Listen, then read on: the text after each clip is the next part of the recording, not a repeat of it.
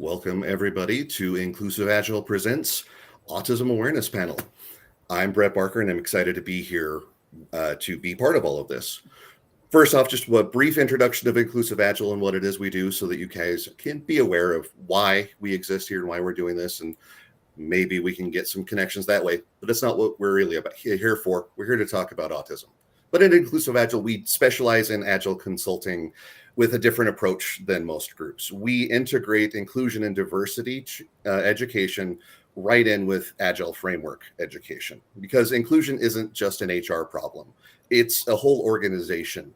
And the solution is not just having the HR tell people to do better.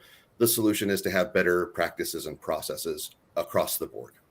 If you're needing of any sort of professional consulting, please contact us. You can find us at inclusiveagile.io on LinkedIn, or you can contact me or any of my team members that are scattered about through the various messaging systems right now. We are always looking for diverse voices so that we can help escalate the voices of the people that are actually dealing with those challenges. It's one of the reasons why we are bringing in people who are dealing with the autism spectrum. So if you are interested in being part of that, being one of the people that we tap to help talk about some of the other subjects that are challenges out there in the diversity environment, please let us know. And if you're coaching in that type of thing, I would love to get more coaching and information. My team would as well. Feel free to reach out. As for me, I am our VP of Learning and Development, neurodiversity coaches, as I am on the autism spectrum as well. I'm not just here to interview. I am one of us. And if anyone's looking for coaching in that environment, I'm going to just assume that in the next minute, there's going to be a flood of comments in the stream about how amazing of a neurodiversity coach I am. So we'll let that happen. Anyway, that's me. I'm going to turn over to our panel here and let them give a brief introduction of themselves. And so let's start off with Samantha. Hi there, I'm Sam. I work at Mountain America Credit Union as a senior communications specialist, and I am autistic ADHD. Hi, I'm Alysha Kester-Terry. I have been in technology in many realms, many different leadership positions. My background is in quality assurance, and I am kind of going through the autism diagnosis process. Hi, I'm Meg Ford from Lehigh, Utah. I'm a mom. I have 12-year-old twin boys. I have one that is on the spectrum, and his twin brother is ADHD, but fairly typical. And he's just kind of on the extreme end of autism. I'm not Maya. Hi, I'm Maya Shaw. I'm a mom, a wife, and a quality assurance professional, and I am autistic. Right. Thank you, everyone. I'm also originally from the software testing environment. Let me tell you, if you're on the autism spectrum and you're looking for a career, it is the way to go. One of my coaches I was speaking to recently had been talking about needing to find a new job environment that works, that can allow him to focus on things as well as have new information, new learning. And it's a great way, great environment for that. But I don't need to sell that. We don't really need to go into that. It's not why we're here. So our first question today for our panel, a lot of people don't really understand what autism spectrum disorder means, what it represents. What do you find people misunderstand the most about either your specific autism or autism in general? I'm happy to start. Right. The big thing that I find people don't quite understand is that it's a spectrum, meaning it goes up and down. And there's a saying in the autistic community, if you've met one autistic person, you've met one autistic person, because we are all very different and our abilities are very different from each other, but also it's different for ourselves by the day. Sometimes I might be hyper vocal, and some days I might not want to speak at all. Some days I can get my work in on time, and some days I can't. And so it does shift. Every day is different and every person is different. Absolutely. Yeah. That is very important, because a lot of people will see the general autistic people, they just can't socialize and they scream and hit people, and that's all they ever recognize. So much more than that, varies for everyone from day to day. Thank you for pointing that out. Meg. Yeah. So with my son, he does scream and hit people a lot. He's just more in the extreme behavioral. He doesn't mask very well. He is who he is, and we love him. But what I think that people don't understand is it's an invisible disability where, like, you could look at him in a picture, you wouldn't think anything was wrong. You could see his behaviors and know something was different, but he's the extreme. Like he's the one that you could notice. There's so many people that have autism that you would see every day, talk to every day, and you would never know. Absolutely. And that is a challenge for a lot of us that are not obvious, not noticeable, to actually believe that there is something real, because we keep being told, you don't look like you're autistic. There's obviously nothing wrong with you. Okay, then what I'm dealing with must just be me being a terrible person.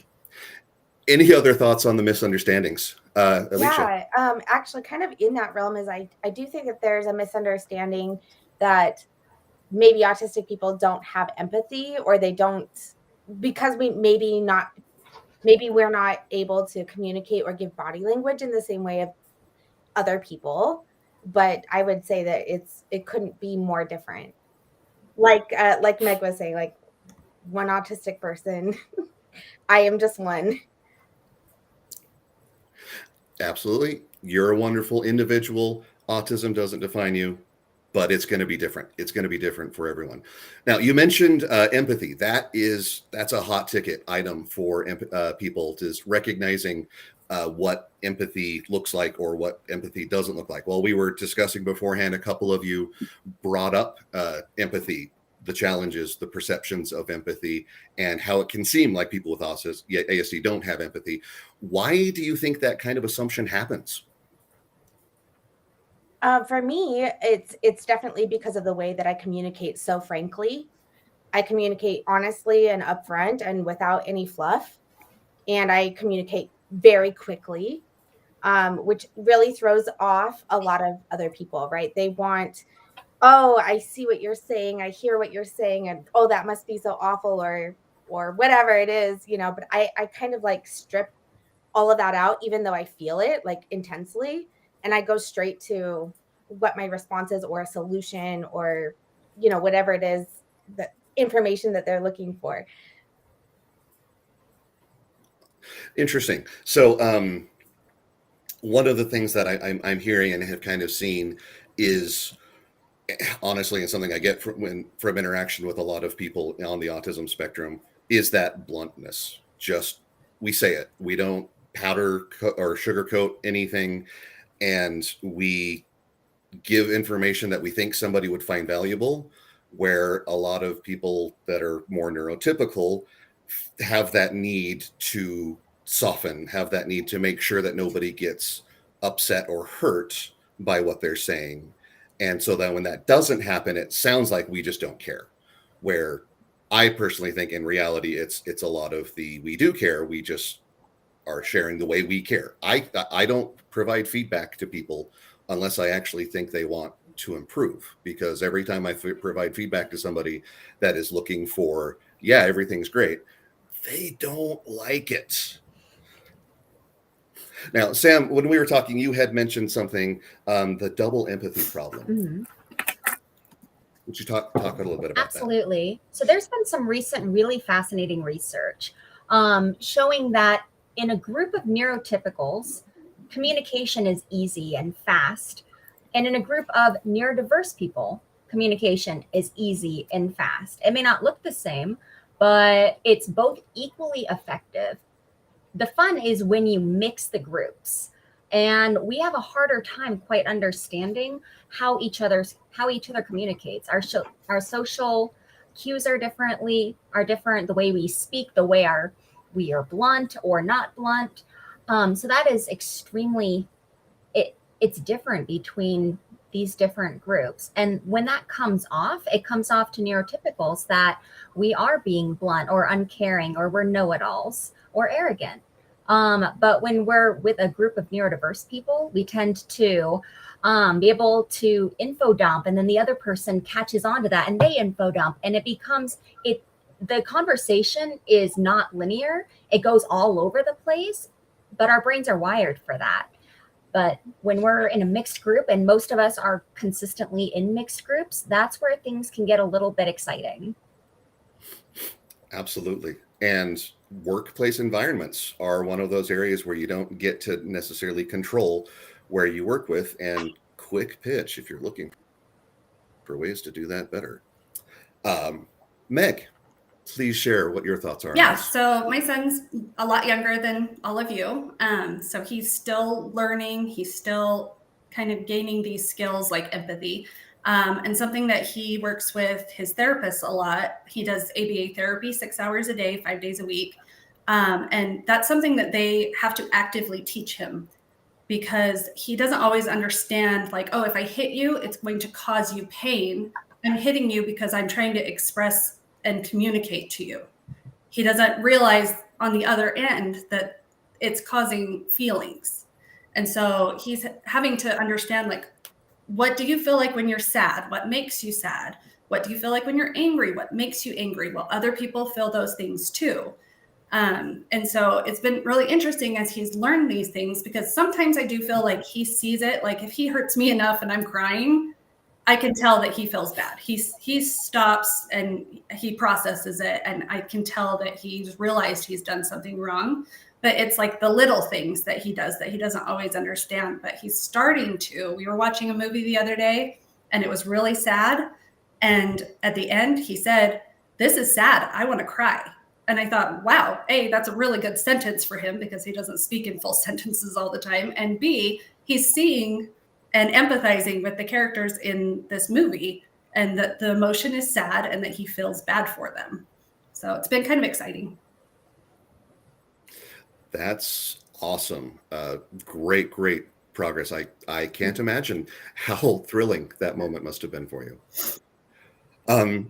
Maya, you've got some thoughts. Share away. I wanted to add that sometimes when someone tells me something, it doesn't quite click right away what it is that they're trying to convey. And so my response might not first be of empathy. It might be of curiosity. And also, sometimes when I'm talking about something sad or whatever emotion, my face doesn't portray the same emotion. Like if I'm talking about something sad, I'll smile, and that can be confusing. So that. Yeah. Oh, wow. Thank you. That is very, very important. And something I really hope a lot of people take away from this is that a lot of times that there is a huge thing, we will be talking about masking at some point soon, but having control and recognizing what our faces are doing, not something that we do so well. Some of us get really good at it. I'm a professional masker, so I'm annoyingly aware of what my face is doing, but it's not common. It's not the standard. And like Maya said, sometimes we've got an expression on our face that is completely wrong because of absolutely no reason. It could be that we're feeling okay. We're supporting somebody, and that makes us feel good. It makes me feel happy to support somebody that's struggling. But if I look happy while I'm supporting somebody that's struggling, that doesn't come across so well. All right. Looks like we've got another feedback comment from Sam. So please take it away. Yeah, I really like what you just said about it taking a little bit to process. I know for me, this may not be for everyone, but for me, the logic part of my brain clicks in a lot faster. I used to be described as Spock a bit. And so when someone says something that is emotional, or even if I'm feeling an emotion, first part is pure logic, or I'm trying to process it out. And then a day later, an hour later, a month later, or years later, I might remember that moment and think, oh, that made me upset. Okay. Or wow, my sister was upset. Interesting. But it doesn't click in that moment, which makes us, a lot of us are really awesome in a crisis because we can put the emotion aside sometimes. But for the most part, you're going to get a more logical answer first and then the emotion after we've processed. 100%. 100%. Yes, Alysha, let's hear from you. Oh no, the Spock comment was so spot on. So spot on. My whole childhood, like my friends would call me Spock or something. That's an insult. Come on. It's great. It's not an insult. No, it's actually, I mean, we can dive deep into Spock, but it's about controlling emotions, not showing them. Anyway, I completely forgot what I was going to say. But oh, yes, I do remember. This is the processing thing that Sam was just talking about. A lot of us have been working remotely for a couple of years now, right? And we do a lot of our work on chat. And I find that I am a fast reader, but I read really fast. And I don't like process maybe what is actually trying to be conveyed, right? To many people hear their point. And it is a reflection process. I would say that I'm constantly reflecting. I'm going back and analyzing conversations. I'm like, oh my gosh, that's what they were trying to convey to me, even though the words weren't specific in the way that my brain processes like the explicit meaning of words. Apparently that's just not how the world works. And so a lot of times my responses are a little bit off pace. Yeah, I probably should make my wife come on and talk about how much we get into arguments about my definition of words versus her definition of words. Yeah. An interesting counterpoint to this of the emotion or the logic-driven thought that I've dealt with frustration-wise is I assumed everyone else thought the same logical method. And so whenever I saw somebody have an emotional response to something, I was like, what on earth is wrong with you? Why can you not figure out that this is the only obvious way to do this? And I would get frustrated and I would get angry at people and say some unpleasant things because the logic part worked in my brain. All of the emotional part that had I understood would probably make me make whatever the same choice there was, wasn't going through. And so, yeah, I've got several very controversial opinions that I've had over the years because logically it makes sense. Emotionally, no, not so much. Any other thoughts on this before we move on? If you don't mind, one thing that I think has been really helpful has been the ability to work remotely and have that asynchronous communication. Because when, like, as we've said, like it's harder to process in the moment, and being able to just have a few seconds to think about what I want to say and have it say, being able to say it coherently, and really process whether I'm being a jerk or not. That has been so helpful. Just using Teams or texting. I love this new world. It's fantastic. Yeah. Absolutely. When I was figuring out a lot of this communication stuff early on, and I should probably have checked with my wife before talking about embarrassing things. Every once in a while, when we were having heated discussions, we would go to separate rooms and just message each other so that we could read and make sure what we were saying was intentional and then send it. Saved a lot of problems. Probably caused a few problems. I do that as well. too. Nice. All right. Let's go on to the next one. This has been brought up a couple times. I'm looking forward to hearing what the responses is for this. But a very common trait with autism spectrum disorder is special interest or deep diving into a specific topic that is interesting to us and possibly next to nobody else. So for our panelists, you get to choose one of two things. You can either share why you think such deep investigation is so common and so satisfying for us, or you can share what your most recent or most fascinating deep dive was. But You only get 60 seconds to share. We will put a timer up and we will mute you as soon as that timer stops. So it is a challenge. Who wants to take this on? I can go first. All right. So I'll take the first one, which is why do Uh-oh. autistic people enjoy doing this? And it's also common with like Kill the timer. ADHD as well. I think it's because we have a lot of attention to detail, which is why so many people here are in quality control. We notice when things are different. And so that means that research can be fascinating for us because we can tell when things aren't quite right, or we can see one problem and see 50 different questions about that problem. That's why I started my career as a journalist for that reason. It's fascinating. But we also need predictability. And research provides a sense of structure and predictability there, which makes it a lot easier to deal with social situations. We also have kind of a need for a sense of control sometimes. And when we're sitting there learning it, that is an environment that we can easily control. And then finally, the special interests. We just can get really passionately interested in something and maybe not even know quite why, but it just triggers. And so suddenly you are, 50 pages deep in a Wikipedia article about ships or mollusks or data. So that it might be why some people are really into special interests. Awesome. I love that. That's resounds accurately with me. Who else wants to take this on? I have a why as well. Please. For me, it really comes from a place of wanting to be able to communicate more thoroughly where I'm coming from, or like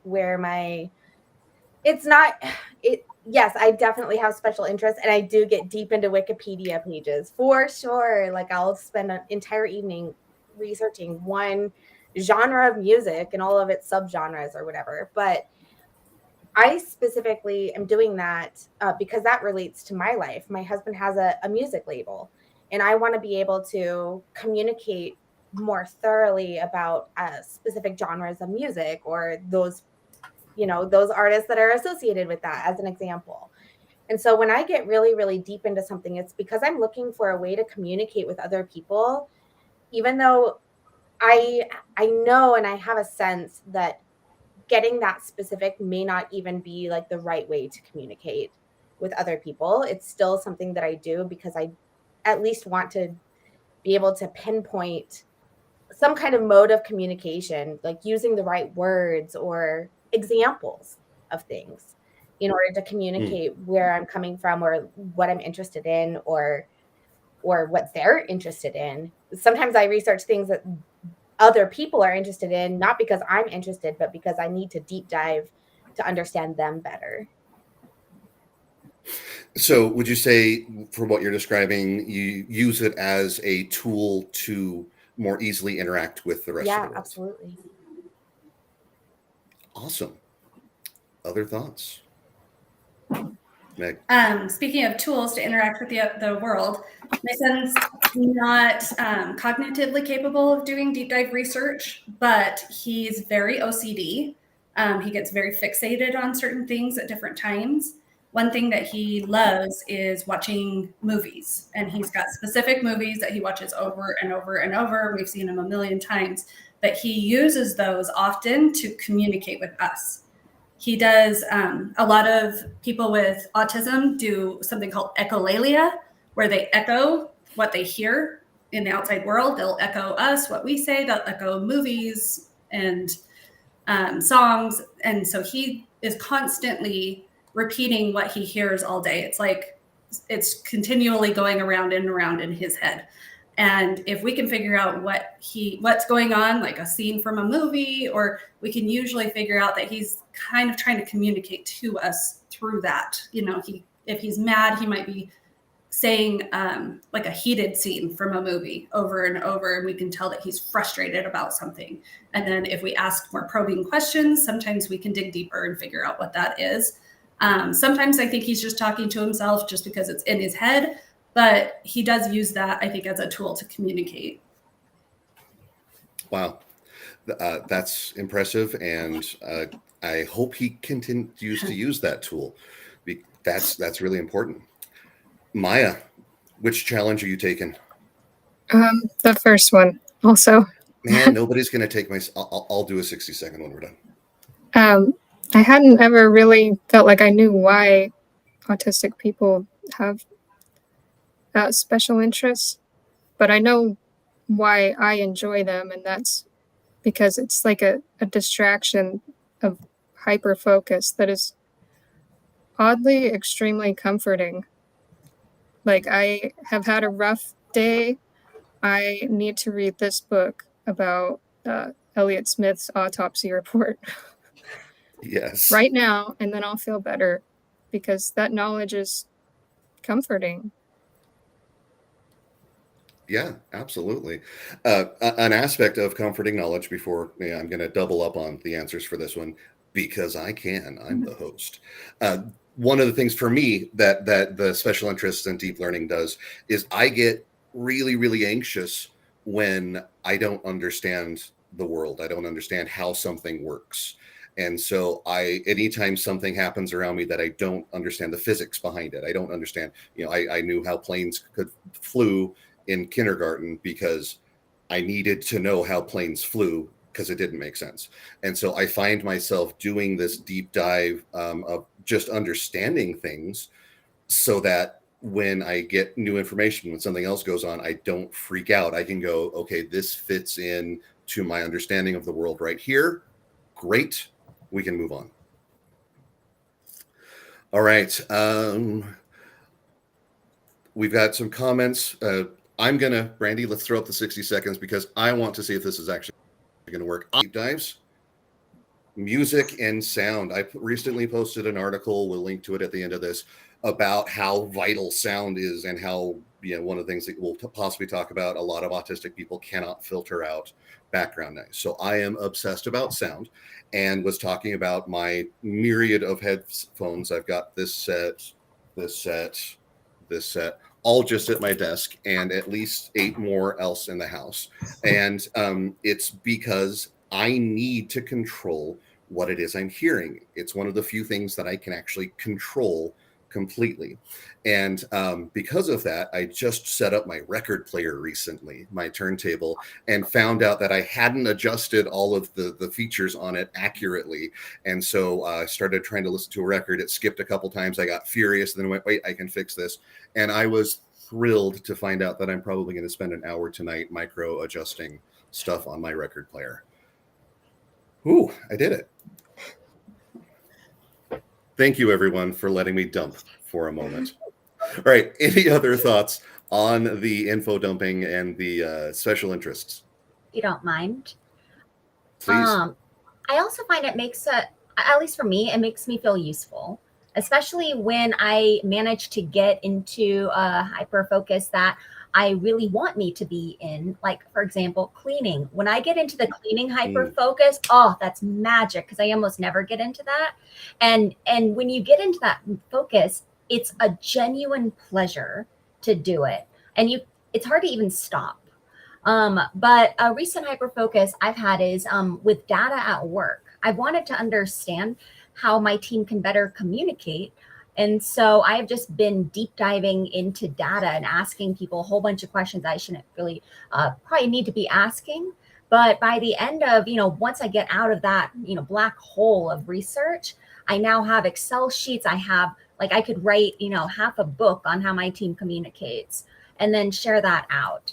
And so whenever it gets into something that I find useful, it is like you're not only is your pleasure center getting activated, but then also like I'm being productive at the same time. And it can just be a lot of fun. And so if you manage to find something that you're both passionate about and you can do well and someone will pay you to do it, my God, can you get a great employee out of an autistic person here? I'm so surprised you're not in quality assurance. Literally what I was going to say. Troubleshooting for websites, and every time I do it, I'm like, oh, I should do this as a career. I'm good at it. Yeah. I'm a writer. Yeah. I'll piggyback on that one. Software testing. Autistic people out there, just get into software testing. Seriously, it's so satisfying. It's the way to go. All right, Meg. I was just gonna say that when Jace is hyper-focused on like a movie or a song and it's going around in his head, if we can kind of jump in and say the next line from the movie or start singing the song that he's singing, he gets really excited. And I feel like he connects with us.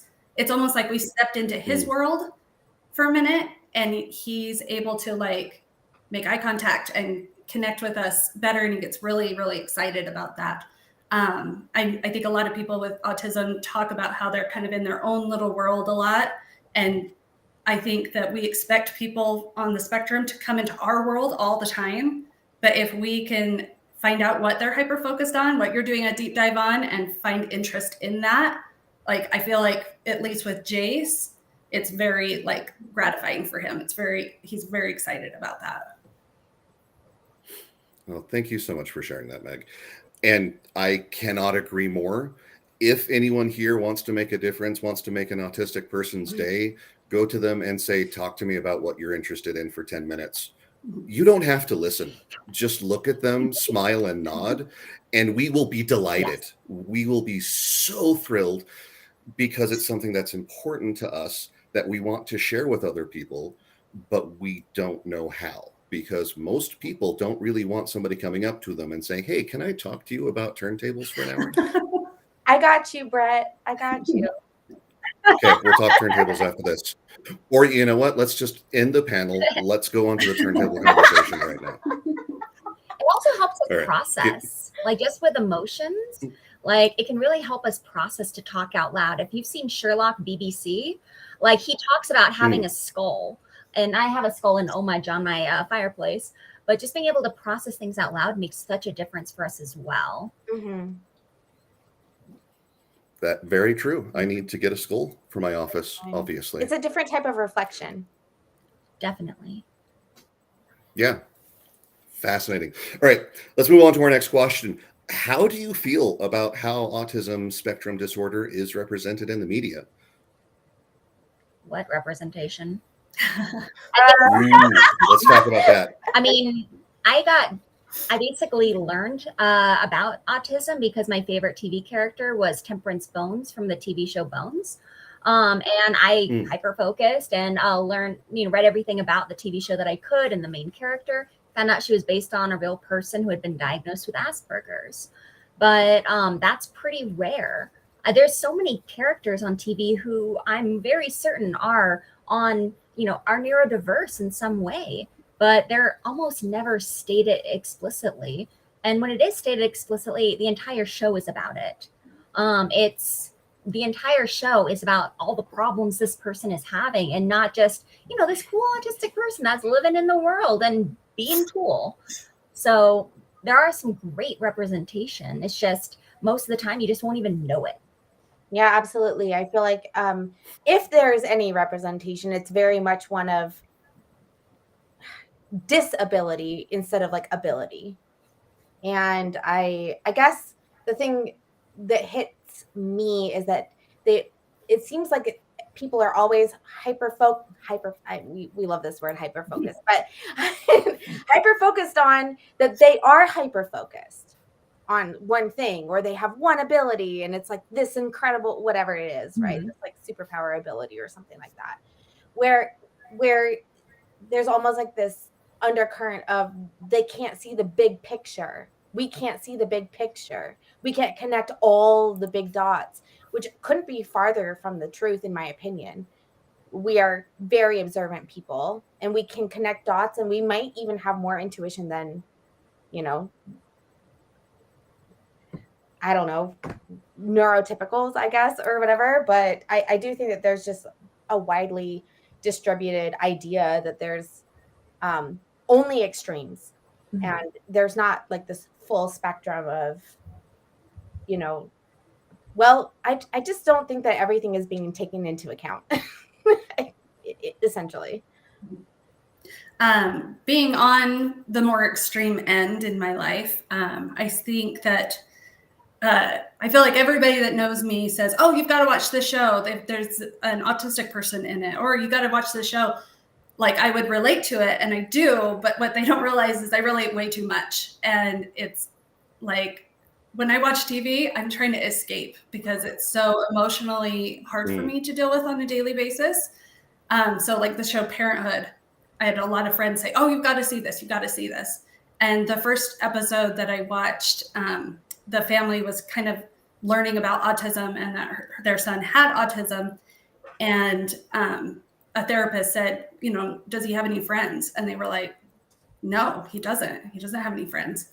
And that was really hard because when I think of Jace, I think that's right. He doesn't have friends, and his twin brother has people coming over all the time to play, ask to play.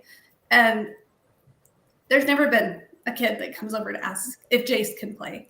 So I started watching that show and I was like, what am I doing? Like, I can't watch this. I can't be emotional all day about something and then like delve into it in my free time and be, you know, crying all night about it too. So I think it's good that it's represented, but it's not always something that I want to watch.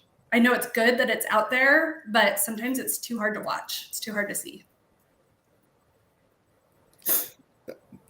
Thank you.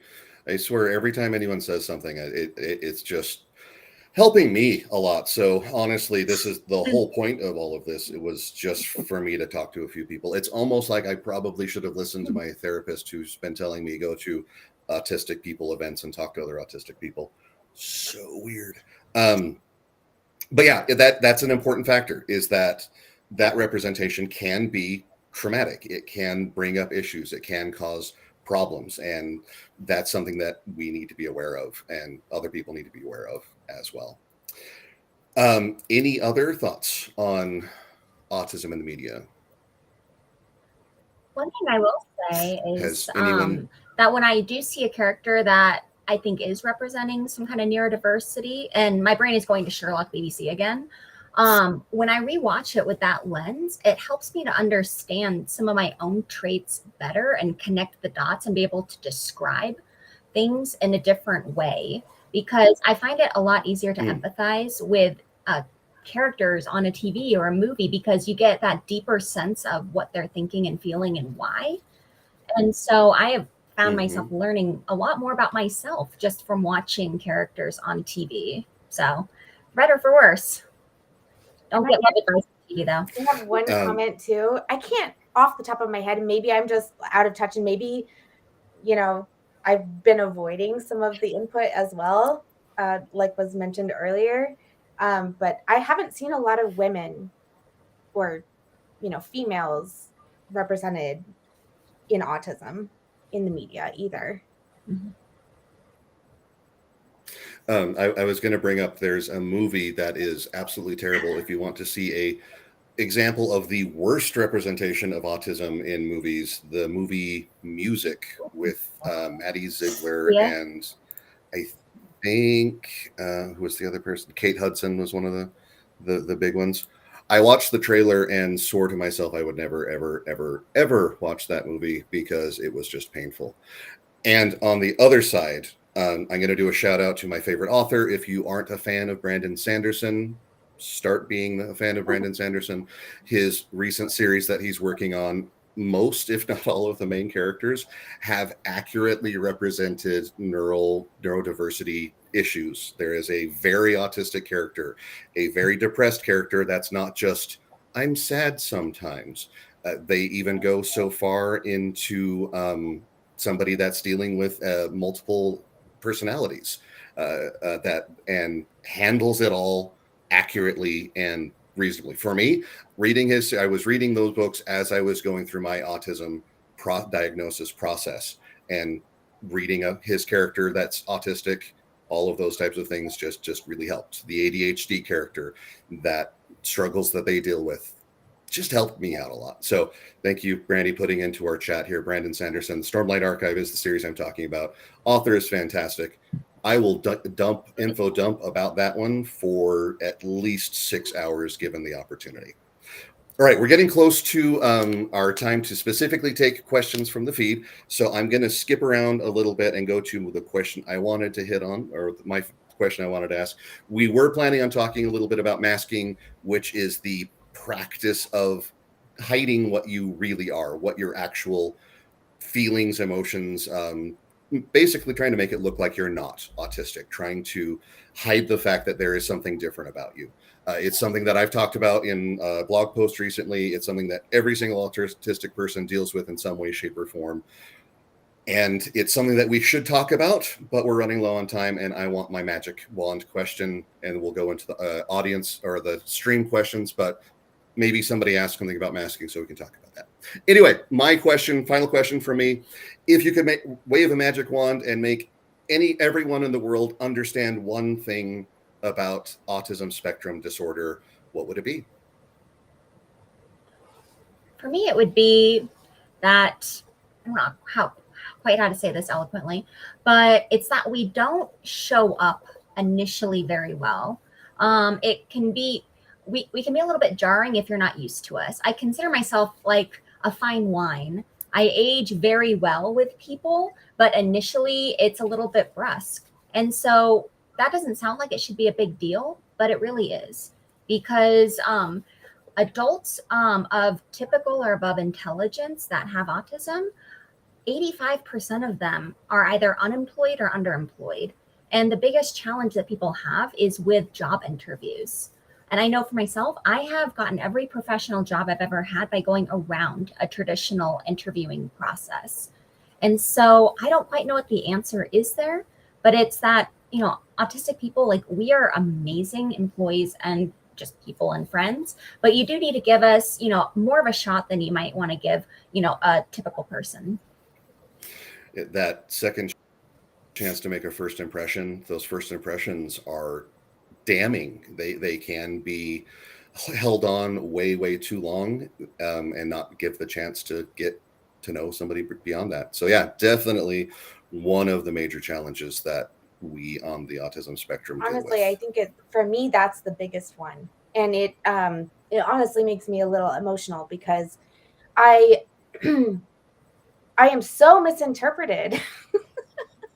So misinterpreted. And I can't tell you how many feelings I have, like, of love and goodwill and like wanting to build other people up. And I want to give you everything that you want and need. But the way that I communicate that is just so lacking in the words or the affect of how I feel truly inside, which is, I feel so big. I feel like this many emotions, but the way that it comes out is like this much. And so if I could wave a magic wand, I would give you all of that, all of my feeling, not just my words. And I would definitely just wish that, yeah, people could like feel what I'm feeling when I'm giving them a solution or a response, even though my response might be yes or no. As simple as that is, sometimes it can, like she was saying, like very brusque.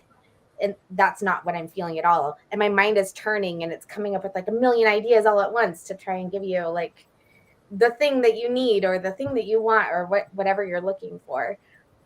I just wish that I could just like take all of that like in one big package and like give it to you with my yes, or my no. Yeah, lots of feels, hard to convey quickly. Who's next? I'll go. Maya.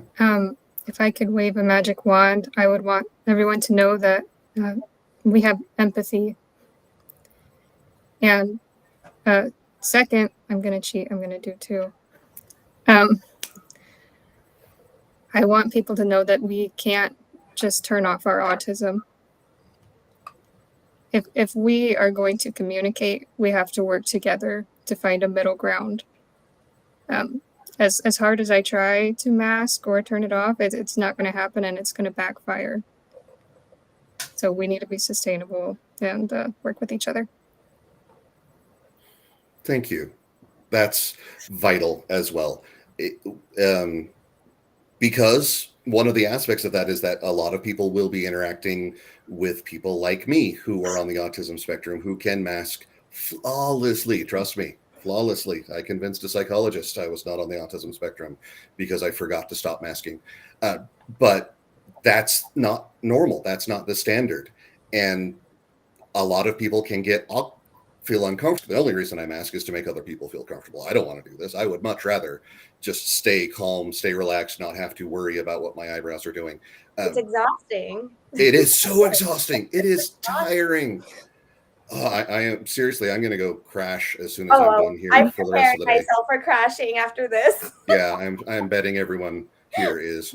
Yeah, it's tiring, and we shouldn't have to. We absolutely shouldn't have to. Maya should never have to feel like I have to put on this extra face. I have to put in so much effort so that you don't disregard me as somebody who's not even trying to communicate, which I suspect is what we get.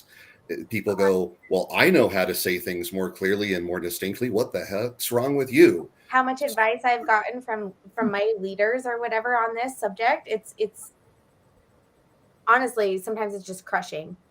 Yeah. Thank you, Maya.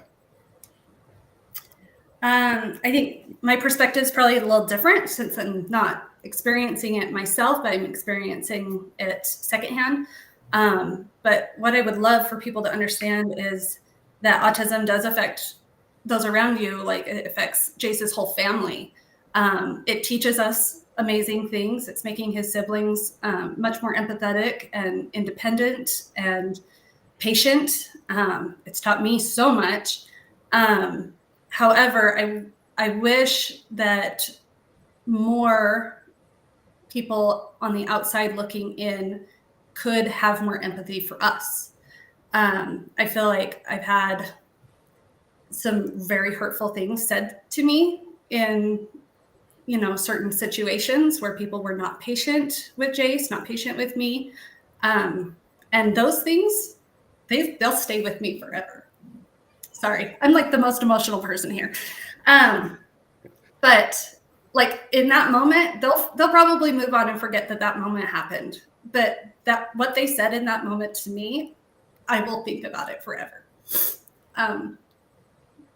And so if you see a kid that's struggling, having a total tantrum, a kid walks up and hits your kid, I understand that mama bear reaction that you want to just be angry, but maybe stop and think this child might be dealing with something completely different than I'm aware of, and just have a little more patience, a little more empathy for people that you don't know, because you never know what they're dealing with.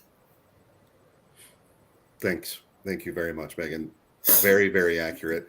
And also, you're not the most emotional person here. You're just the least autistic person here and are, slightly more competent at the sharing of those emotions. Yeah, that is important. I really wish everyone could give my wife a break for having to deal with my issues regularly, because she has to. Sometimes we have to leave events early that she wants to stay at because she wants to hang out with people. And I often worry that they're holding her accountable, saying, why didn't you hang out with us? Don't you like us anymore? But no, she had to get me out. Otherwise, I was going to blow some stuff up. So yeah, affects a lot of other people. Very, very important. Very, very important. Oh, thank you all for sharing these things. I wish we had the magic wand, but talking about it is the closest thing we're going to get. Sharing these types of things, helping people understand that we don't need you to get emotional at us. That's one of the things, an article I read, I'll have to find and post it at some point, about Brandon Sanderson. It was the gift of not feeling, and that people can talk to him and he doesn't get worked up and doesn't get emotional and doesn't reflect those emotions back. It's hard as an autistic person to go to somebody and say, I have a hard time dealing with sound and loud spaces, and have them respond, oh my gosh, I'm so sorry. I'm going to just do everything I can. I'm going to work so hard to make sure that everything's quiet for you. I'm sorry I've ruined everything. And they make a big deal out of it. That's not what I want. I never, ever want anyone to feel pressured to make a change, to feel emotional because I'm talking about something I'm dealing with. All I want to hear is, oh, cool. Let's see what we can figure out about it. And it's still an emotional subject, and a lot of people are still starting with that heavy emotional response as opposed to just trying to understand, just trying to hear what's going on and not make it a big deal. It's life. It's how we're here. It's how we're doing things. All right. Any other thoughts before we move into stream questions? Also, we've lost someone. I hope they're coming back. I'm here. Alysha. Can you hear me? Yeah. I don't know. Yeah, we I can don't hear know what you. happened Just to my camera. Interesting. All right. Brandy will figure it out. You're a helpful voice from above. Yes. Oh, found it. All right. Sorry. There we go. All right. Let's move into questions from the stream. What's the best resource you found to understand autism and or create accommodations? From Jennifer McFarland. For me, honestly, it's been Instagram. As much as I kind of hate to say it, just following other autistic people on Instagram has helped me to notice things that I wouldn't have otherwise noticed and then deal with it. For example, I realized that I have mild face blindness because someone else posted about theirs. I'm like, oh, I thought I was just a jerk. Okay, cool. Or auditory issues, meaning that I just use subtitles everywhere. I didn't know that was indicative of a thing. I just thought it was a preference. So hearing just from other people randomly sharing their thoughts has been the biggest help that I can imagine. Awesome. Just piggybacking off of her TikTok, there are some creators on TikTok that literally have just like blown my mind. Like, oh my God, like I do that too. And then how she's dealt with it or whatever. And I love podcasts. So there's a couple of them. One that I really like is called Meet My Brain, a field guide to autism. And it's by the Autistic Woman, which I've loved that. It's really short. Like some of them are, less than 30 minutes or sometimes just 7 minutes long or whatever. I think that listening to other people's experiences or, watching them on TikTok or Instagram, honestly, social media has been a really big aspect of my resources. As far as accommodations go, I do not have a good answer for that one. I would say that working remotely is a really huge accommodation for me. Clothing is a really big part of masking for me. And I can avoid a lot of my discomfort and issues with showing up in person by being remote. Awesome. Thank you, Alysha. Maya. I also really enjoy social media. I'm in some autism groups on Facebook and some subreddits. But other than that, I like watching YouTube content from autistic creators. One of the channels that I really enjoyed is Autism from the Inside. There's a lot of good information there, and I'm sure around accommodations as well. I don't know an exact video though. Awesome. So we've been really fortunate. Jace has a neurologist that had a psychologist work for him, and he's the one that diagnosed him, directed us to our neurologist, who basically gave us a roadmap to, you need to do this, you need to sign up for this, you need to get on this waiting list to get government services. He really directed us, and I think a lot of people are missing that. They don't have that roadmap, and so they don't know what services are out there for them. But that has just been amazing for us that we got on the wait list as early as we did. We got early child intervention when we did. And we were able to have government services to provide care for him, to help us so that we don't get burned out. We do ABA therapy. Like, we just have such a big team of people around Jace that love him and support him and help us to navigate the system and navigate him and learn more about him. And it's been really great. That is fantastic. I'm going to bring up one resource out there for the job hunters. Unfortunately, I don't remember exactly what the name of it. It's an organization that we've spoken with recently, but they are placement. They do job placement work specifically for people on the autism spectrum or with other neurodiversity type things, where they find the type of work that specific individual is able to do really, really well. and then they connect them with an organization that's looking for somebody that does that type of work. And so that helps with the struggle to get past the interview phase, to get through those initial parts of things, the initial interactions, and get into a job that you can enjoy quite a bit. All right, next question. I saw it pop up there for a second. Does he have a favorite movie, Megan? He has a lot of favorite movies. I would say the ones that we watch the most are he has sensory processing disorder, where a lot of kids and people with autism shy away from sensory. Light, sound, any stimulus can be too much for him. He is a sensory seeker. He loves deep compression. He loves watching movies that are really chaotic. So his probably number one favorite movie is the first Jumanji movie way back when. And he loves, nobody knows this movie, but it's called 2012. And it's basically about the end of the world. And with John Cusack. We watched that like a million times. There's lots of other ones that he likes, but those are the ones we come back to the most. Nice. Love it. Okay. The elephant, the painting there. Chalk, actually. This is a chalkboard wall. So This is my husband's office. This is when he works from home. This is where he works. And we have this chalkboard wall behind him. I'm an artist, and so he thought it would be fun and make Zoom meetings more interesting and exciting if there was something cool behind him. And so, like, every couple months, I do a different drawing behind him. I've been doing it for a couple of years. So this is just that. All right, then. And the important aspect of this is that I know you live near-ish to me, so I might need to put on a chalkboard wall and start bribing you to come over. I have used it for Autism Awareness a few times, done some, fun things with autism behind me. Awesome. That's really cool. All right, next. I saw something pop up for a second, but it disappeared, and it sounds like my wife's handling something else. So we're going to go with this question from Toby Johnson. How were the adults in this presentation diagnosed? How did getting tested for autism hit your radar? There we go.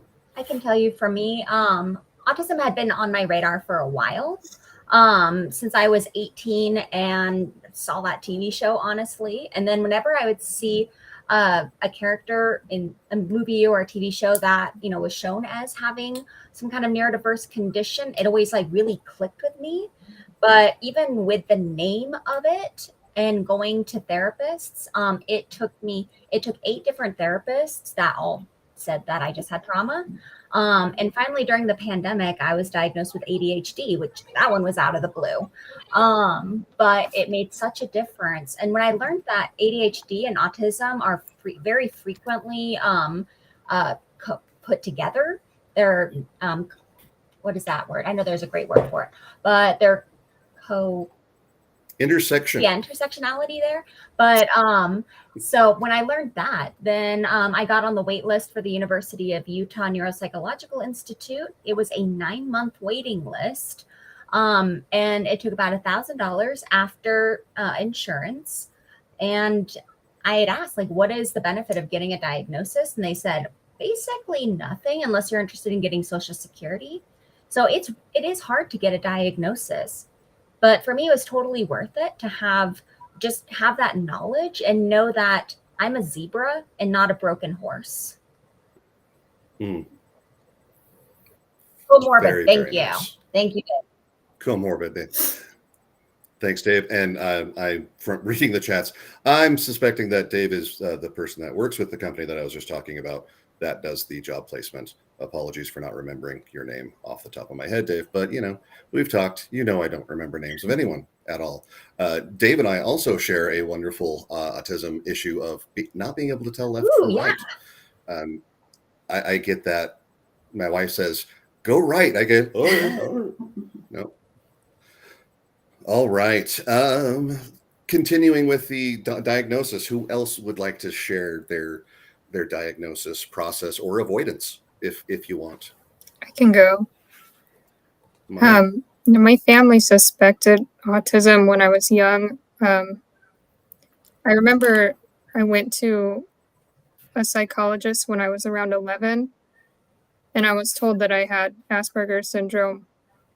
And I don't actually know if it was formal testing or if it was just the psychologist's impression, but it's been very true for me. Um, I had looked into adult autism assessment, but like you said, Sam, it's a very big process. And when I got on the list for the U, they told me a year out, and I was moving states, so I couldn't, I couldn't get that appointment. But that's my story. And that is unfortunate. And I'm going to take this moment really quick to point out another aspect of coolness that we've got going on. One of the major struggles and challenges with autism for a whole chunk of people is that all of the focus has been on men and boys with autism because that's how we work. So I'm fortunate on that front. Most girls and women have an extremely hard time getting any attention, getting some don't even get the option to do a diagnosis process. They're just told, nope, can't happen. Women present differently. Women have different challenges. There is overlap, but it's going to be unique.